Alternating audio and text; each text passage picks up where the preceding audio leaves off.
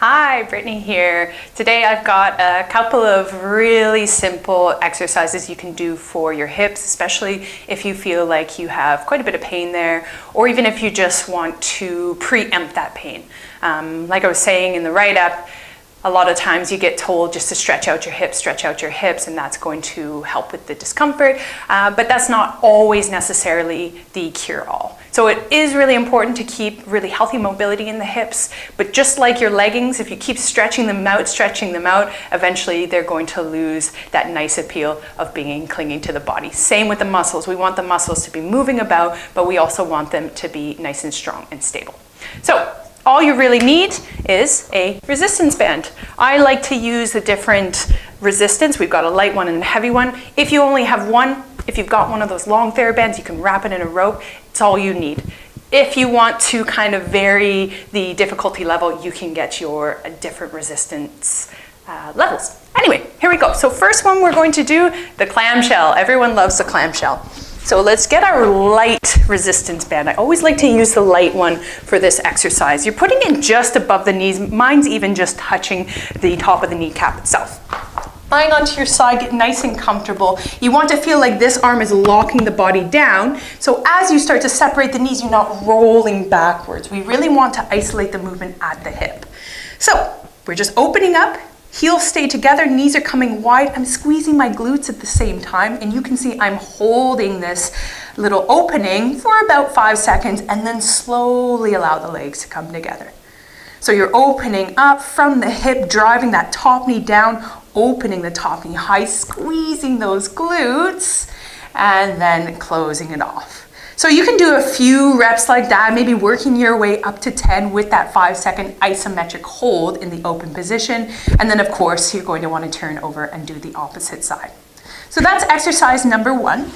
Second one I like to do, and I might swap this out for my medium or heavy band, depending on the strength you have in your glutes and where you are in your training program. Again, just above the knees. Getting down onto your back, we're setting up for our bridge, glute bridge, hip thrust. It goes by a lot of different names.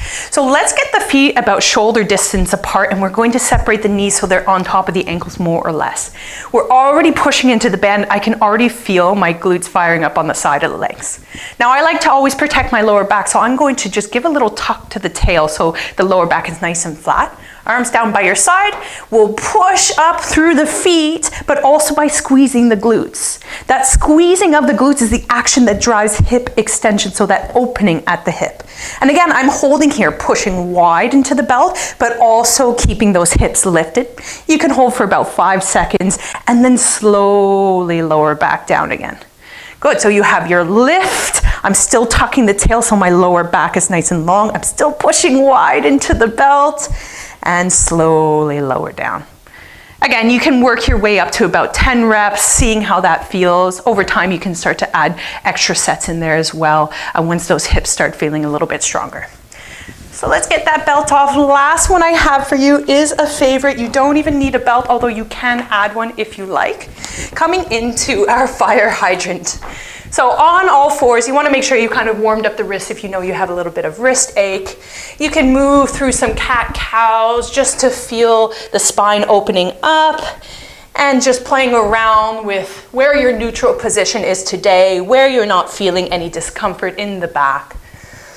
Then once you explore that neutral position, we're going to firm the core around it, so nice and strong there. Active hands on the mat, so spread the fingers. Shift your weight over to one side, and then the opposite leg is going to come out to the side. And we're going to slowly lower down. Good, so you're opening up. Try not to lean over, right? You want to pull that bottom hip under the body as you open the leg to the side. Again, you can add those isometric holds, holding out to the side, really squeezing both glutes so both of the legs are working before you lower it down. If you want a little bonus, you can extend the leg out to the side, get that foot nice and strong, flex the toes in. Same thing, pull that bottom hip under the body, core is nice and strong, and we just lift the leg out to the side. Good, this is a little bit more advanced, but that doesn't mean that you can't explore it, right? It doesn't need to be perfect every single time. You've just got to progressively overload and get better and better at each exercise. Good. All right, so that's all we have for you today. I hope you can find some way to add that into your routine and let me know if you start to find any relief in those hips.